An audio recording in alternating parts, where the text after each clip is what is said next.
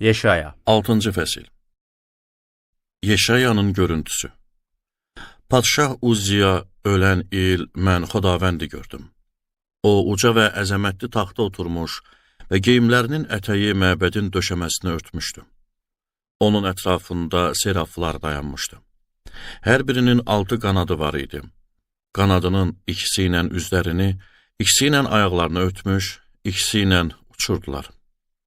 Biri o birini səsləyib deyirdi: Ordular Rəbbi müqəddəsdir, müqəddəsdir, müqəddəsdir. Bütün yer üzü onun əzəməti ilə doludur. Serafların səsindən qapı çərçivələri ilə kandarları sarsıldı. Məbəd tüstü ilə doldu. Mən dedim, vay halıma, həlak oldum. Çünki ağzı murdar bir adamam, həm də murdar ağızlı adamlar arasında yaşayıram. Buna baxmayaraq qarşımda padşahı, ordular Rəbbini gözlərimlə gördüm.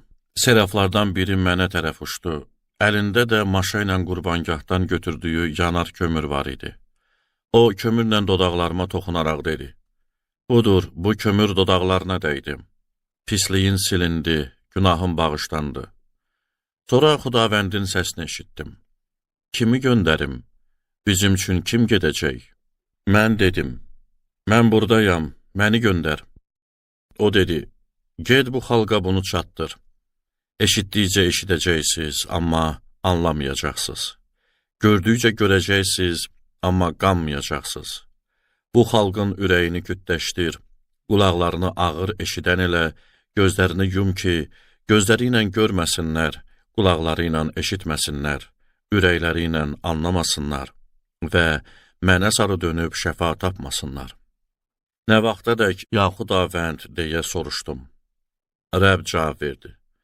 Şəhərlər xarabalıqlara dönüb kimsəsiz, evlər adamsız, bu torpaq büsbütün virana qalanadək. Rəbb adamları çox uzaqlara sürgün eləyəcək. Ölkənin çox yerləri viran qalacaq.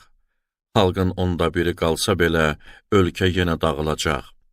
Lakin kəsiləndə kötüyü qalan yabanı püstə və palıd ağacı kimi müqəddəs nəsil onun kötüyüdür.